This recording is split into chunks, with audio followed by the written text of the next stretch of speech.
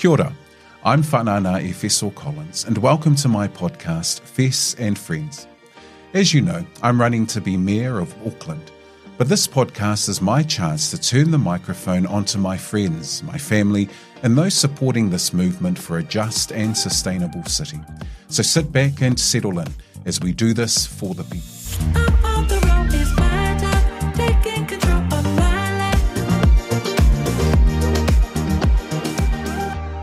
Well, welcome again, everybody. To launch this podcast, Fes and Friends, I thought I'd decide to do something a little bit different and speak with my best friend and also my wife, Fia. Because for us, our political careers, or my political career, has never been just about me, but about my family and everything I do, which is part of the team effort that we take as a family. So I wanted everyone to meet my best friend, Fia, and have a little chat with you this afternoon, or today, and our run to become Auckland Mayor. I'll let her introduce herself, but I've got a few questions that you might want to answer, and we're going to take this interview real seriously. Oh my gosh. So actually tell us, we met at university, and those were the best years of my life. I think I came to university just to find you. But what was like at university and then meeting me? It just went just beautiful from there, didn't it? I think one of the important things that happened was that we formed a really strong friendship, and we were friends for a very long time, and then became special friends. But I think we shared similar passions around people, young people, and engaging with our youth. And I also think our values and principles in terms of our faith and belief in God was evident from the beginning, and it was kind of that spark, I think, that grew as a result. So university was a really awesome time for me. I probably had a bit too much fun, but but it was great because I did get a chance to meet wonderful people, and one of them was definitely you. I always thought that you had a real kind of organised and social justice bent to you. Do you think that was something that continued to grow for you as a person, to grow at university? Was that social justice drive? Yeah, that's been my background with my parents. They've always advocated for their communities and their families, and so growing up around those types of conversations, it was almost quite natural. And so, yeah, I was always passionate about justice and making sure that circumstances and situations were fair for people within the workplace, within university. And so advocacy I feel, is in our DNA. And so it's kind of cool to come into a university with that kind of a background. I know this isn't in our list of questions, but you know what I'm like. I just go off on my own tangent. We've been married long enough for you to know what I'm like. But I wonder then, given your career development, where that social justice fits today and how you think that's expressed in some of the work or the projects that you've been involved with, just in your own career, not so much the stuff that we do in politics. Yeah, I think that for as long as I can remember, I've been passionate about making sure that workers' rights were at the forefront of any workplace. And so it was important when I was a teacher. It was important when I was within the public service, important within the unions, and then even in the corporate space, working with businesses and organisations. So as a diversity and inclusion specialist today, I'm very passionate about ensuring that diversity is not defined by one group of people or a single lens or narrative. And so I'm really passionate about ensuring that diversity is something that can be defined by multiple people, lenses. It's multidimensional. And so, yeah, I think in my line of work now, I train in the areas of unconscious bias. I train in the areas of cultural intelligence and inclusive leadership. These are things I'm super passionate about, in ensuring that organizations start to open up to people of difference. Yeah. We've got 2 young daughters, and when you think about your work, do you think about how the world that you're trying to create or influence impacts on them? You know, the whole idea of diversity and inclusion is, I guess, getting different people or different ideas to the table. But inclusion is how we make that happen and how we make it real. Is that part of the driving force behind some of the work you do? Yeah, my babies are my driving motivation for everything. I keep them at the forefront of my mind. I think about recruitment stats, retention. I think about, who makes up the tail end of education. I think about the least paid people in New Zealand, and they're brown women. And every night I put my babies to sleep, I think a lot about them. I think a lot about what am I doing to make the world a place that's going to embrace them, that's going to encourage them, that's going to empower them. Because today, unfortunately, it's still a place that doesn't. And so my girls are everything. And they are very much so a driving force or a driving motivation for why I do what I do. Can we break slightly, Guy? Yes, sorry.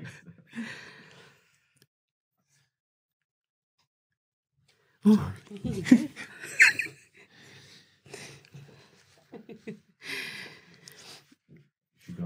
Yeah. Well, she made me think about these 2 little girls. They happen to be connected to me as well. You all right with a drink? You all right? Yeah. Sorry, Guy. That's okay. Cool. Okay, I'm better now. Really? Thanks, Guy. All good. And really, really well. So it's good to get a sense of what your driving passions are, your motivations in the kids. I guess one thing that I think our listeners would be interested in is perhaps the wife's perspective of being involved in politics. Is it different? What's it like for you being connected to a politician? You know, you're a mum, you're a daughter, you're a wife. What's the insight like? Yeah, it's quite fascinating. It can be very frustrating and testing as well. And at the same time, it's quite an honour. It's quite an honour to have that kind of front row seat to the action.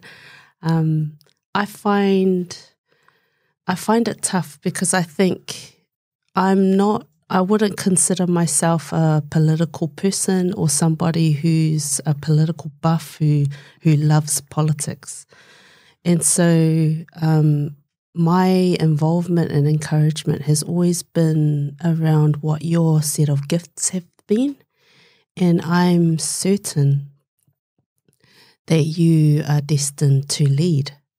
And it's your leadership that I'm really, really sure about, and that you're born to lead.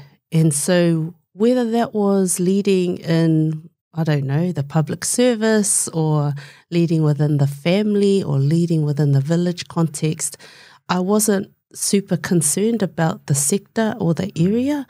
I believe that my kind of role within our family unit is to serve and encourage, protect in a way that you are able to unleash that potential and unleash that particular gift. And if your gift is to lead, then I want to be right there behind you to push you into that space. And so I just feel like, yeah, well, if politics is it, then cool. That's where we'll go, and we'll serve and do our best and put our hands up in a political space. Obviously comes with the good and the bad, and that's cool too. But yeah, like for me, that's kind of how I see my role. I don't know that I kind of picked politics or that we talked deliberately about like this is the space. I think for me, I operate on the gifts and the talents of a person. And I think, yeah, if you're born to lead in that capacity and serve in that capacity, then my job is just to encourage. Mm. So thinking about the run for mayoralty, was it difficult to get there? I'm trying to remember our discussions, and how we made the decision together. But for you in getting to this is good. You talked about the gifts and supporting the gifts. I think that's the best approach. But was it a difficult decision for you as a I guess as not just as an individual, but as someone who's part of our family unit and team? Yeah, I'm a teacher by trade, and in education, I come across a lot of young people and youth, and with Dream Whānau, which was a mentoring program that we were a part of at the university, our big thing was pushing and driving young people to be all that they can be, to dream big, to push past the ceilings or the limitations that other people might put on you, and to really flourish and thrive in whatever your giftings are. So I think that this is about us putting our money where our mouth is, and this is about us practicing what we preach. We cannot be in front of young people and saying to them, look, don't just settle for second best. Don't just settle for this step. Keep searching. Keep aiming high. Keep dreaming big. Keep moving forward. And so I think going into local board was great. Moving on to becoming the councillor was great. And then the idea of becoming the mayor, I think for me in my heart was, if this is that next step and this is what it looks like for us dreaming big on behalf of all of our communities, then go for it.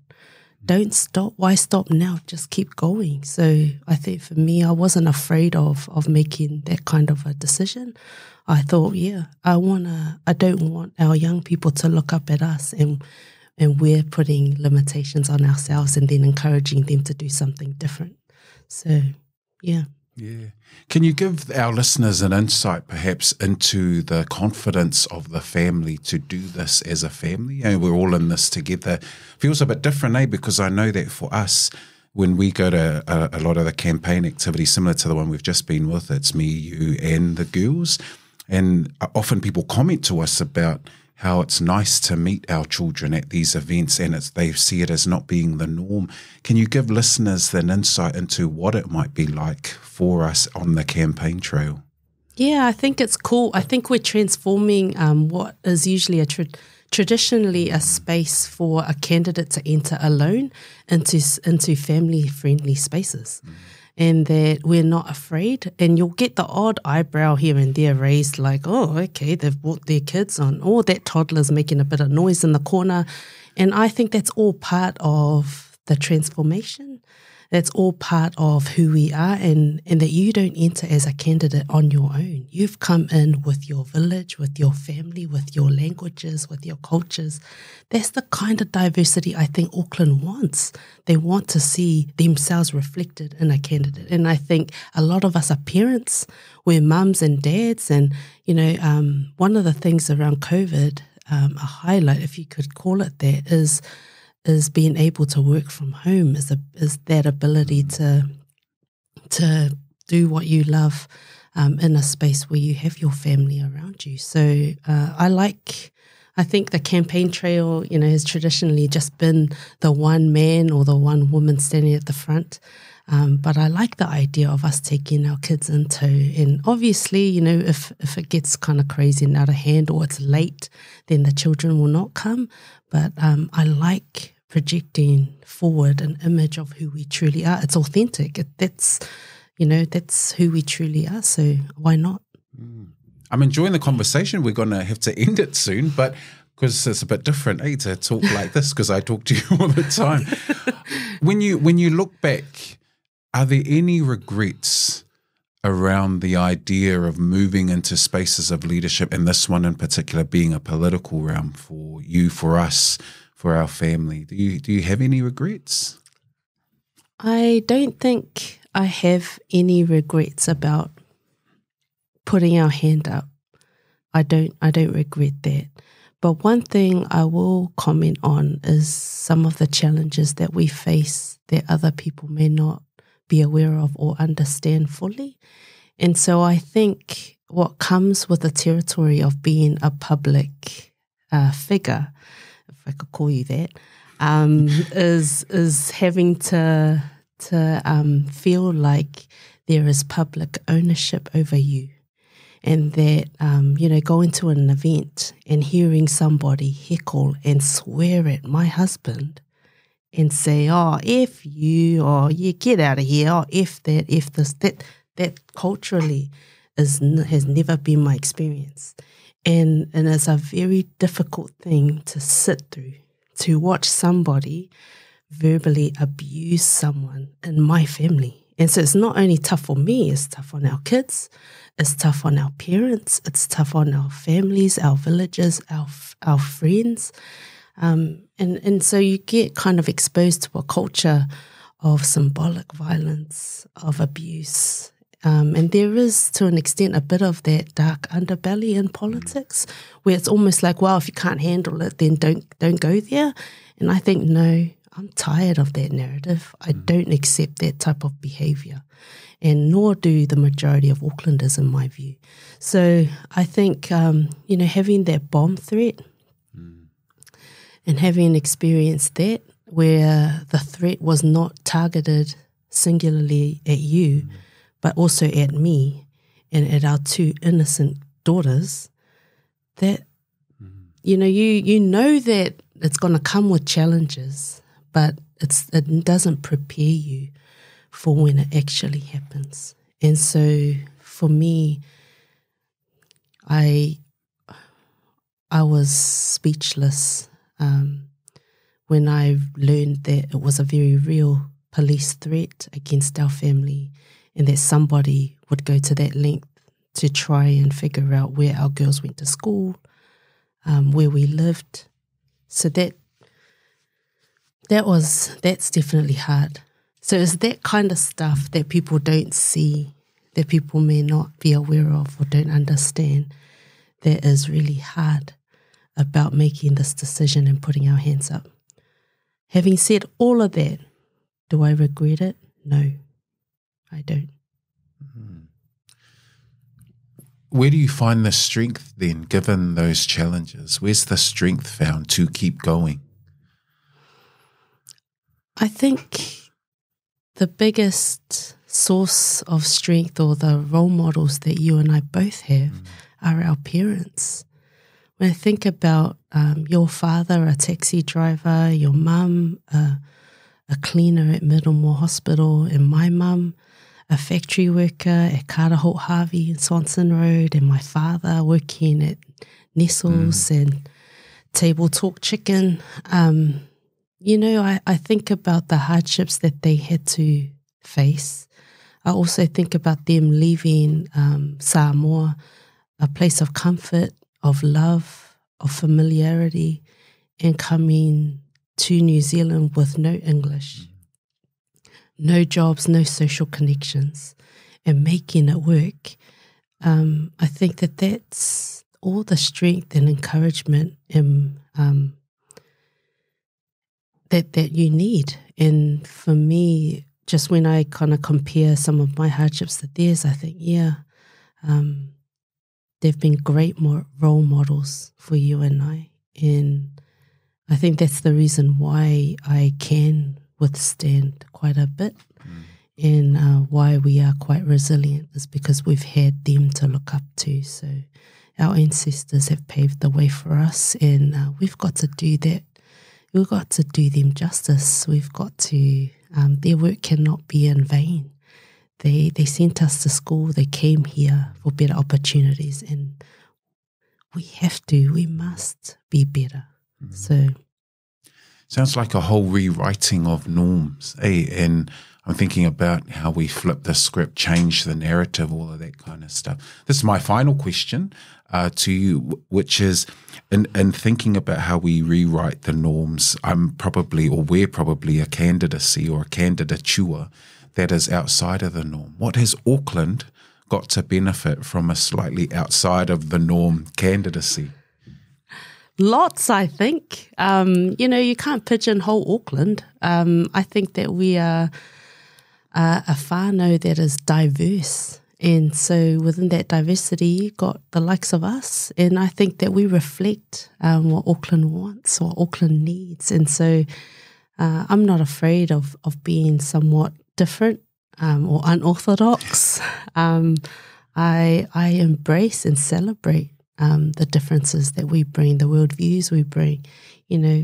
Born and raised in Auckland with migrant parents from Samoa, being bilingual, being parents of children of the migration. I think that these are things that we can be proud of, and that Auckland can be proud of too. So, yeah, for me, I definitely celebrate and embrace the diversity that we bring to all the spaces that we're in. Thanks heaps for talking to me. And sorry, I got a bit emotional there as you shared those stories. It was, but weird, eh? Like talking to my wife about stories that relate to us, and having to express how personally challenging it is, but how we're committed to it. So it's been a real pleasure to talk to you like this. I know when we were driving here, we were having funny conversations about how this might go. So you've been an absolutely fantastic guest. You've behaved, you've been very honest, so I'm really pleased with that. And this is just a reminder to everyone who's listening to the podcast at the moment that we're in this for our family, and that we're in this because we care about this city that's invested so much in us and those who've come before us. So a reminder, if you want to take part in what we're doing, stay tuned to the campaign through www.efeso.nz. I have been speaking this afternoon with Fia Collins, my best friend and my beautiful wife. And Fia, on behalf of the campaign, which you're a part of, I just wanted to say thank you, and thanks for being so honest with us. It's been a pleasure. Thanks for having me. So thank you for listening in. Remember to like, share, follow and subscribe, as well as leaving a review on your favourite podcast platform. And lastly, don't forget the mayoral elections are coming up soon, and it's important because they give you a chance to have your say on how this city is run. Voting is done by postal ballot, so look out for your voting papers in your letterbox, and make sure you mail your papers before October the 8th, or just drop them into your local library. Let's do this for the people.